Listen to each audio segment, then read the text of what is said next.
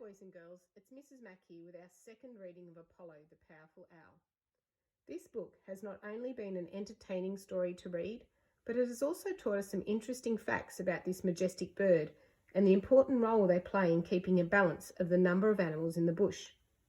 It has also taught us the importance of keeping their species alive so they don't become extinct, by having the correct diet, living in the trees to stay away from their predators on the ground, and protecting and looking after their young. This time, while we read the story, I want you to think about the reasons why Apollo should eat what he is meant to eat and not change his diet. Let's get started. Apollo, the Powerful Owl. Written by Gordon Winch, illustrated by Stephen Pym, and published by New Frontier Publishing.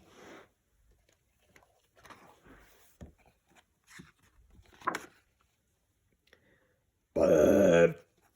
Apollo, the Powerful Owl, finished his supper and thought, I must change my diet. All I do is eat, eat, eat. Nothing but meat, meat, meat for every meal.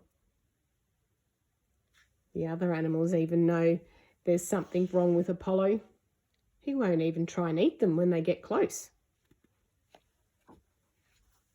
I frighten all the other creatures of the forest with my sharp beak and powerful claws.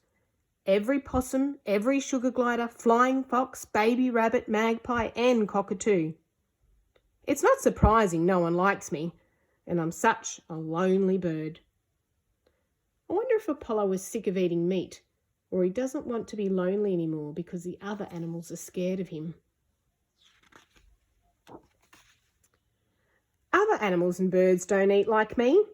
The honey eaters sip nectar from the flowers. The parrots crunch seeds and nuts, and the kangaroos nibble grasses. Even the farmer's old cow makes do with bundles of hay. I'm going to change my ways. And animals that eat plants are called herbivores. And animals that eat meat are called carnivores. And animals that eat both plants and meat are omnivores. So Apollo peered through the shadows of the tall trees with his big yellow eyes, spread his mighty wings and flew down to the forest floor to sample some different food. And the forest floor is the ground under the trees. First he tried nectar from the flowers, but his tummy growled and grumbled and rumbled and tumbled, and he didn't feel too well. And nectar is a sweet sugary liquid made in flowers. Look at the bee. He doesn't look happy. Apollo is stealing his food. Then he tried some seeds from the pods on the trees, but his tummy growled and grumbled and rumbled and tumbled more, and he felt even worse.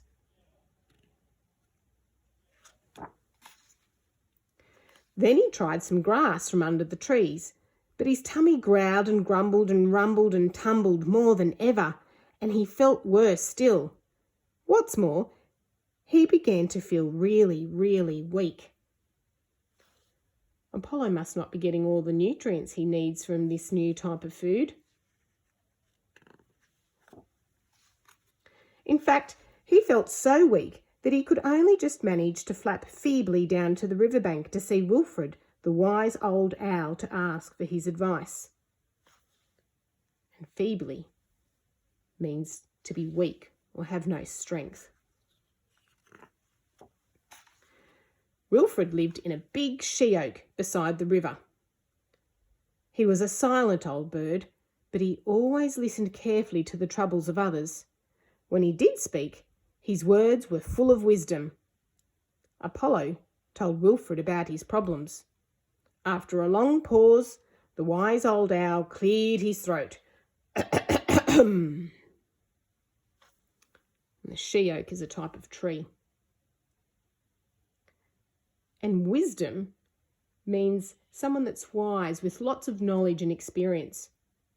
I wonder if Wilfred has seen this problem before, if he knows the answer to it. Then he spoke in a slow, deep, hooting sort of voice. 5 things, Apollo, he said. 5 things. 1. Owls must eat meat. If they don't, their stomachs will growl and grumble and rumble and tumble, and they will feel sick and weak. 2.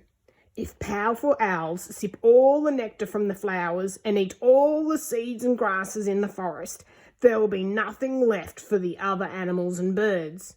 They will all starve to death. And starve means to go hungry. And this makes me think that if all the other animals and birds starved to death, owls like Apollo would have no meat left to eat either. 3. It is very dangerous for powerful owls to be on the forest floor for long. There are foxes, dogs, and feral cats which would attack them. And these animals are called their predators. 4. Powerful owls help to balance the numbers of creatures in the bush. There could be a plague of possums if owls didn't keep their numbers down. It's nature's way. It seems to me that you can't have too many of the same animal. There needs to be a balance so all the animals and plants can survive. 5. Powerful owls are beautiful, majestic birds and the largest owls in the Australian forest. They would all die if they changed their diet as you have done. Think what a terrible thing that would be. Now, Apollo, said Wilfred finally, my advice to you is go and do what a powerful owl must do. And the word majestic means to be beautiful and all powerful. And Apollo did.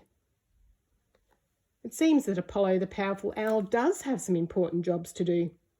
Provide his family with food to keep his species alive, and also keep a balance of animals in the forest by eating meat. Here is some important information about the powerful owl. The powerful owl. The powerful owl is Australia's largest owl. It grows to more than 60 centimetres in length and has a wingspan of 140 centimetres. This magnificent bird is grey-brown in colour with white bars on its back and veers on its chest. If you saw a powerful owl, you would notice its huge yellow eyes and feet. Powerful owls are found along the east coast of Australia, from Queensland to Victoria, and they live mainly in tall old trees, which have plenty of hollows for their nests. Apollo the powerful owl is a make-believe story, but part of it is true. Powerful owls are killed by foxes, dogs and feral cats if they come down to the forest floor. Also, many of the old trees in which the owls and their food live are being cut down. In fact, powerful owls are now considered to be a threatened species and are endangered of becoming extinct. As Wilfred says, think what a terrible thing that would be. Fortunately, some people realise that the powerful owl is not only a beautiful, majestic bird, as Wilfred the wise old owl described it, but also it is important in keeping nature's balance in the bushland and forest. Special areas are now being set aside to protect this wonderful creature and other species of animals and birds that are found only in Australia. Keep your eyes open for a powerful owl when you go bushwalking. You might see Apollo. Also, next time you are at the zoo, visit the owl enclosure to see if the zookeepers are looking after a powerful owl. And that's the end of our story.